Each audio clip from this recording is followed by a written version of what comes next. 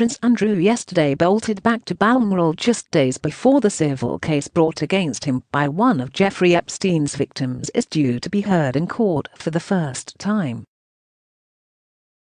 The Queen's son was seen arriving at her private 50,000-acre estate in the Scottish Highlands with his ex-wife Sarah, Duchess of York, ahead of Monday's hearing in New York. The couple made the 500-mile journey by car for the second time this summer. They last visited the Queen on Royal Deeside just a month ago. Shortly after arriving yesterday, Andrew joined his mother for lunch at a secluded cabin in a forest around 6 miles from the castle. The Queen and her son spent around an hour and a half together at the fishing lodge on the banks of the River Dee before she left. Andrew reportedly darted out from the rear of the property to avoid being spotted and headed into the forest, where he was picked up by his Metropolitan Police Royal Protection officers. Although sources close to the beleaguered Duke of York said the trip to Balmoral was a long-planned holiday, it has also been suggested that maybe trying to avoid representatives for his accuser's lawyers, who have been trying to serve papers on him at Royal Lodge, his Windsor mansion. Security guards have stopped multiple attempts in recent weeks. Prince Andrew is pictured with Sarah Ferguson in the backseat of the Range Rover as they left Windsor. The Queen during an inspection at the gates at Balmoral as she takes up summer residence at the Scottish castle on August the 9th. Andrew joined his mother for lunch at a secluded cabin in a forest around 6 miles from the castle for the midday summit. Andrew is being sued in America by Virginia Roberts, now married and known as Virginia Gifford, who accuses him of rape and sexual abuse when she was a child who he knew was a sex trafficking victim. She has repeatedly accused the royal of having sex with her when she was aged 17 in London, the US and the British Virgin Islands. US legal experts say that under the Geneva Convention, Andrew or his legal team, if he nominated them, must be served with the papers in person.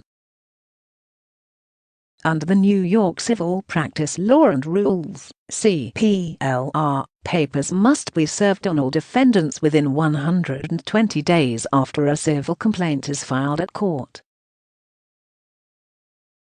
Otherwise, the action can be dismissed unless the plaintiff can show good cause for the delay. This means Miss Roberts' lawyers will have until December 8 to serve the papers on Andrew. On Monday, a judge is due to hear for the first time details of the civil suit she is bringing against the ninth in line to the throne via a telephone conference in Manhattan, New York. There is no requirement for Andrew or his legal team to be on the line, and sources indicated yesterday that there was no intention for them to take part in any official capacity. But legal experts have also warned that the prince could harm any future defense if he continues to try to avoid the action. If all attempts at serving the papers on him failed, a judge could decide to go ahead with the case anyway, if persuaded that all reasonable efforts had been exhausted. If Andrew, 61, refuses to accept the civil summons, which was issued by a New York court clerk nearly 4 weeks ago, he risks facing a judgment by default. Mark Bedero, a top New York attorney, said, "If somebody is evading service and the plaintiff can demonstrate they have attempted to serve them, they can use alternative methods." He said a judge would have the power to approve sending the papers to the Duke's lawyers via email. But he added, "This is a mess for him. For potential jurors, it's not a good look. I don't know what strategic or tactical edge they think they're getting here. It's a terrible look into something where in theory you'd want to rely on your credibility as a royal." The Duke's spokesman has repeatedly declined to comment.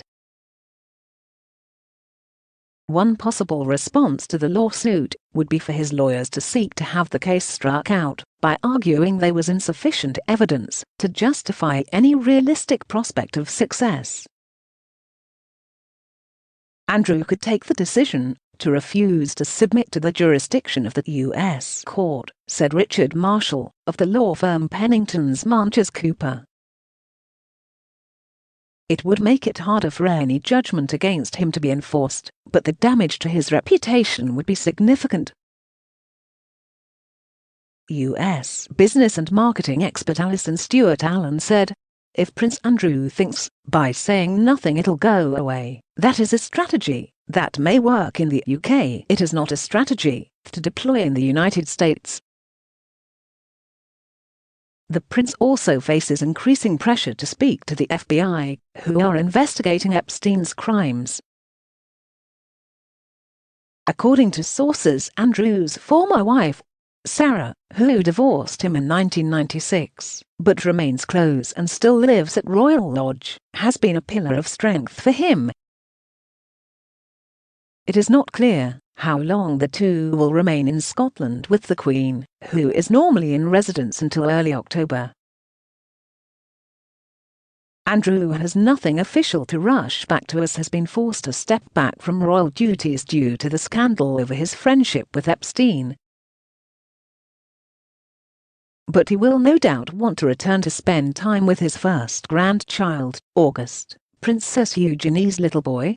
His eldest daughter, Princess Beatrice, is also expecting her first child.